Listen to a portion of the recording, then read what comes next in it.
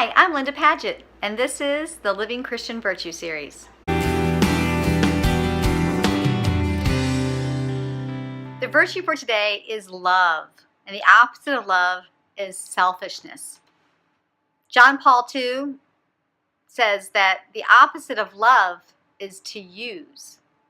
It's an interesting perspective. Using someone is the opposite of loving them. Love, again, is the big one. It's the big virtue. Faith, hope, and love. How? That is the ultimate virtue.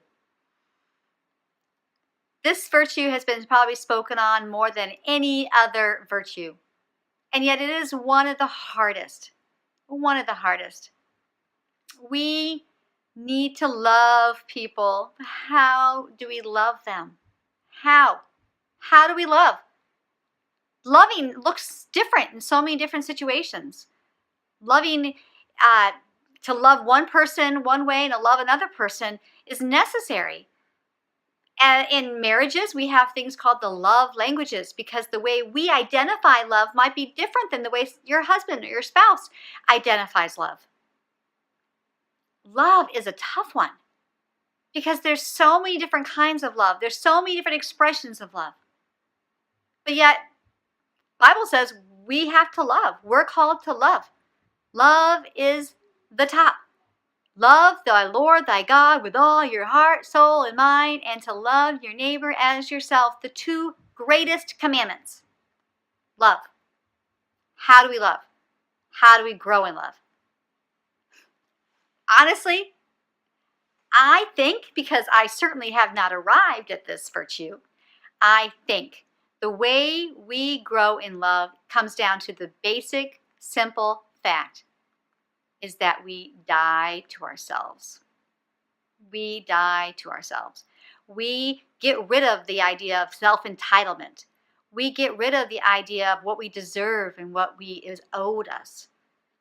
We get rid of our own comforts. We get rid of our own needs. We put other people first. We take care of the needs of another person. We put the other person's wants and desires above our own. We die to ourselves. We suppress our own needs, our own wants, our own entitlement, our own rights, everything for the love of another person. Jesus did that so completely that he gave his whole life. He gave his whole life. First of all, he stepped down from heaven and became a baby. He became human. He became his very creation out of love. And then he gave all that up again. He suffered a horrible death for love. That is how we love. We die to ourselves. We climb up on the cross and die for the love of another person. All the virtues are wrapped up in this one virtue. Love. We are compassionate because we love. We are diligent because we love. We are hopeful because we love. We are faithful because we love. We love other people and we love God. The two greatest commandments. You focus on those two commandments, you will satisfy the growth in virtue beyond belief. We love. Love is at the heart of all the virtues. Love is at the heart of our faith. Love is at the heart of Jesus' actions for us. Love is right there, the core of everything we believe as Christians. It's no small virtue. It's no small task. It is a lifelong adventure of learning how to love. How do you love that person who has hurt you so deeply, has been so unfaithful to you? How do you love those people who you feel neglect you and ignore you? How do you love those people who demand so much of you and disregard your personal respect? How do you love a person that you can't even forgive? It is not an easy task. It comes down to dying to self. I'm not going to give you a point 1, a point 2, and a point 3 here. This is simply just too hard.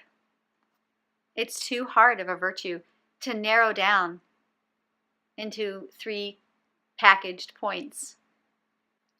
What does dying feel like? It hurts. It's painful. You worry that you're going to not recover from this kind of pain.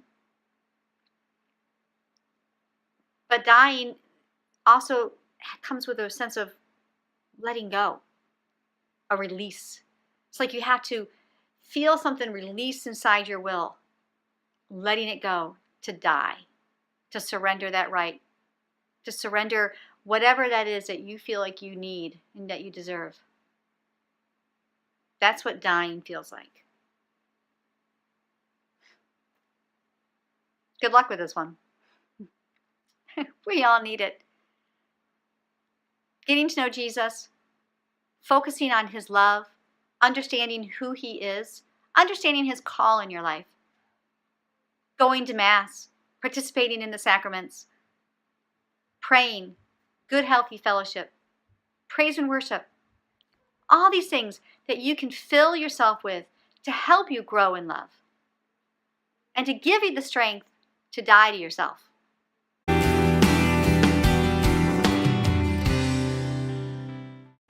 Thanks for watching. To see more videos like this or to sign up to receive the follow-up Bible study, please go to my website, linda360.com.